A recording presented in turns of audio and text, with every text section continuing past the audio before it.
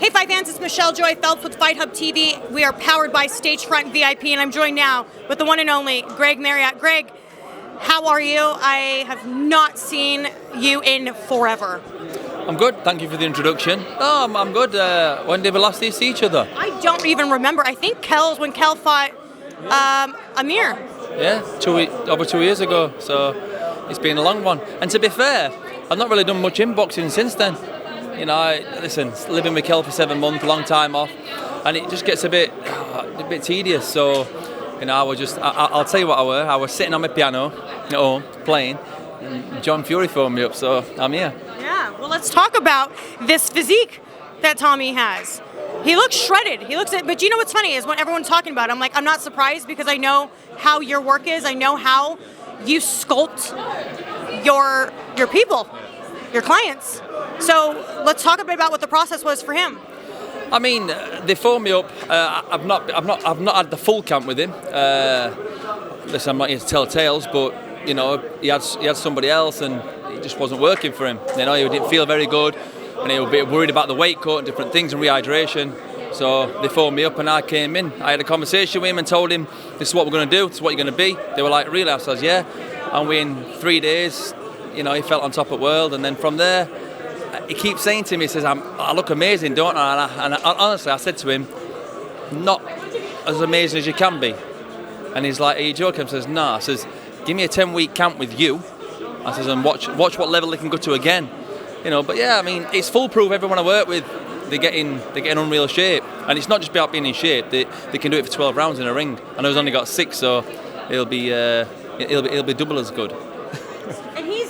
You know, with his nutrition, obviously, as people know, sometimes when someone drains weight or cuts weight quickly, it could affect their energy, their power. How is he currently?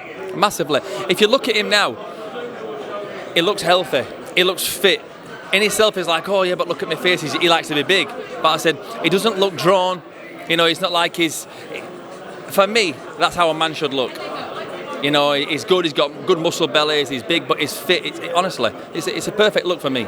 So when people get on the stage, I understand if you were to make 12 stone or 12 stone 7, yeah, it'd be a longer process. But when the boxers obviously, you know, like Kel getting down to 10-7, it is hard. But it's all about the rehydration, rehydration. So there were many. I said to Tommy, there's many different things we can do in this camp. We can wake up on weight. We can come in heavy and then rehydrate. The world was his oyster, and he's like, are you joking? He's never really done it professionally before with anyone like myself. So when I was giving them options, it's like, wow, we couldn't believe it. So it's been good. It's been good. Yesterday, there was a lot of drama that was kicking off between KSI, Tommy, John, the team. You were there. What were your thoughts on KSI spitting at you guys? In fact, you know what? I didn't realise he'd done that until after, and obviously social media came out. But rotten. That's rotten, isn't it? It's rotten. I personally think that Tommy's got to it. You know, he's a good talker, good talker, and he's selling it. He is selling the pay-per-view buys, and I think that's the only thing he is doing. It's the only thing he can do because there's levels in boxing. I mean, don't forget Michelle. I've been to the top. Tyson, Billy Joe, Kel, everyone. I've been to the top. I've been there, seen it, and got a T-shirt. And the levels in boxing, and yeah, Tommy's not world level yet, but he's been doing it since he's been 9-year-old. I've been to walk to the gym 4 hours and catch a bus in snow. And he was telling me today, Dad won't take him because he's like, how bad do you want it? He's been there, he's done it, he's sparred all these world champions, he's been there. KSI's not done that. So the levels that Tommy has been to, KSI's never experienced that. So the talk, yeah, he's talking the talk, and I know he can't walk the walk because you know I've seen Tommy in camp, and I can see the level in Tommy compared to KSI. And when the bell goes, honestly, KSI is going to. When Tommy just stands in front of me, just a few feints, he's going to be like a bit of a what's it called, a rabbit in headlights. I do think. In comparison to when he fought Jake Paul, do you anticipate that this is going to be an easier fight for him, or do you see KSI as more of a challenge for Tommy? No, I think he's more elusive. He's more elusive. He's a bit like a really bad Deontay Wilder.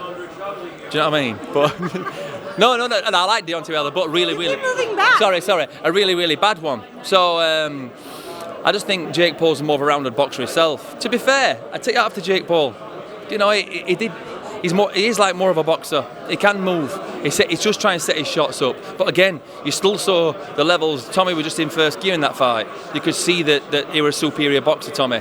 And on Saturday, when KSI comes and he's getting hit with them jabs, all he's going to do is throw the overhand right. He's going to resort to like what people do when they don't know what to do when they're fighting. Chin in, throw the overhand right, and he'll walk straight onto a bad shot. Listen, I'm not talking bad about the guy. I don't know him, and like I respect him for getting it ring and obviously what he's doing. But obviously, they're my own thoughts. Lastly, Greg, are you still going to be working with Billy Joe, with Kel? I know that there's mention that both of them may be making a return. Yeah, I mean, I speak to Billy regularly, to be fair, and Kel. They both took some time off, and I said to Billy, he's not phoned me as yet, but when the phone call does happen, I know what is going to happen. You know, I know that kind of phone call is going to come. So I think he will come back, Billy. He won't say he's coming back for nothing and not do it, kind of thing, because Billy kind of does what he says.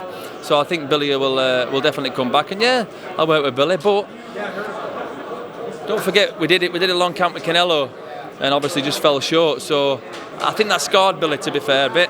You know, as a man's man he is.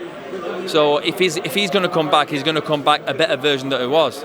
And I'd love to see that. Because if he does, he's untouchable. And for Kel, he keeps teasing. Listen, he's staying in shape.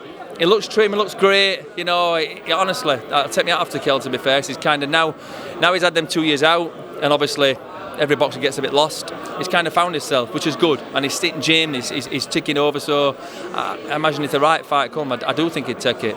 And that'd be another good old camp, laying on his bedroom floor on a mattress, feeding him. You know, it'd be also great is we know, or we're hearing that Conor Benn versus Chris Eubank Jr.'s fight may be made for December 23rd in Abu Dhabi. Let's see if maybe Kel ends up with the winner. I think Kel really wanted Conor Benn. I do. And then obviously when it never happened with the drug thing, you know, that kind of put a bit of a halt. But the thing is, Kel's getting no younger, is he? You know, let's not beat around the bush. He's getting older. It gets harder, but he's keeping himself in shape.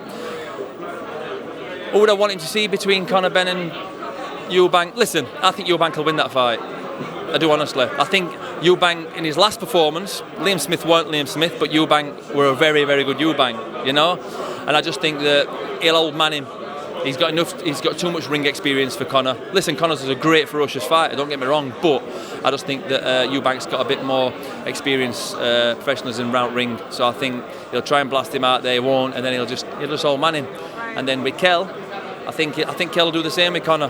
Tuck up, it might be an hard 4 rounds for him, and then I think Kel will just obviously, as soon as he starts getting tired, I think Kel will put him away. And with Kel and Eubank, I just think that could be a very early night for Kel, meaning the win. So I'd like to see it. I'm sure he'll be there. Yeah.